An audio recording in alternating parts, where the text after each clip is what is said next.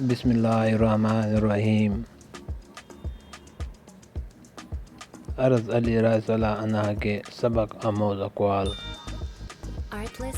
اگر لوگ تم سے متاثر ہو رہے ہیں تو تکبر نہ کرو، شکر ادا کرو اپنی رب کا جس نے تمہارے عیب چھپا کر تمہیں لوگوں میں محظوظ بنا رکھا ہے۔ حضرت علی: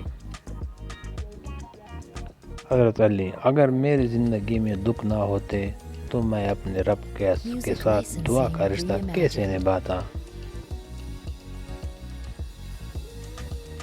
حضرت علی: جو شخص تمہارے خون میں سے نہ ہو پھر بھی تمہیں عزت دے اور پیار دے، بے شک وہ تمہارے لیے ایک بہترین رشتہ ہے۔ حضرت علی رضی اللہ عنہ نے فرمایا، تنہا انسان کو کبھی تنہا نہ سمجھنا، کیونکہ جو تنہا ہوتا ہے اس کے سب سے قریب اللہ ہوتا ہے۔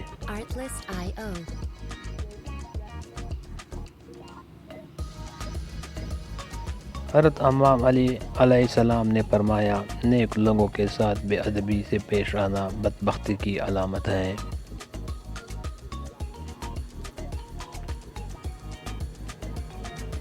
رزق ہو یا محبت قدر نہ کرو تو رب چھین ہی لیتا ہے۔ حضرت علی: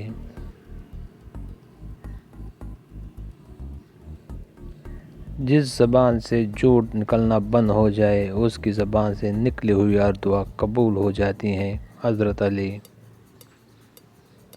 اپنا کردار بنانے میں اتنا مشغول ہو جاؤ کہ دوسروں پر تنقید کرنے کا وقت نہ ملے۔ حضرت علی: کچھ رشتے اللہ خود ختم کرتا ہے تاکہ ہماری زندگی خراب نہ ہو سکے، بے شک وہ جو کرتا ہے بہترین کرتا ہے۔ حضرت علی: حضرت علی رضی اللہ عنہ نے فرمایا، جو شخص قرآن اور ایمان کو جمع کرتا ہے اس کی مثال مالٹے کی طرح ہے جس کا ذائقہ بھی عمدہ اور خوشبو بھی عمدہ۔ جو شخص ایمان کو اور قرآن کو جمع نہیں کرتا اس کی مثال خنزل کی طرح ہے، ذائقہ بھی برا، بو بھی بری۔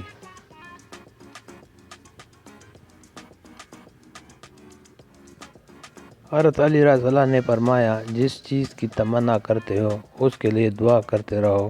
ممکن اور ناممکن صرف انسان کے دماغ کا تصور ہے، اللہ کے لیے کچھ بھی ناممکن نہیں۔ حضرت علی رضی اللہ عنہ نے فرمایا، اگر خوش رہنا چاہتے ہو تو نہ کسی سے امید رکھو نہ شکوہ کرو۔ حضرت علی رضی اللہ عنہ نے فرمایا، ساری دنیا کے سارے لوگ تجھے اپنے فائدے کے لیے چاہتے ہیں، صرف تیرا رب ہی تجھے تیرے فائدے کے لیے چاہتا ہے۔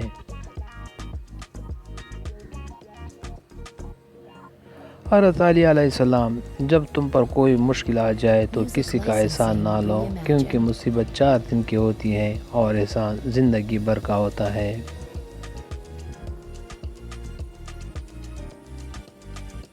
ویڈیو پسند آئے تو لائک کریں۔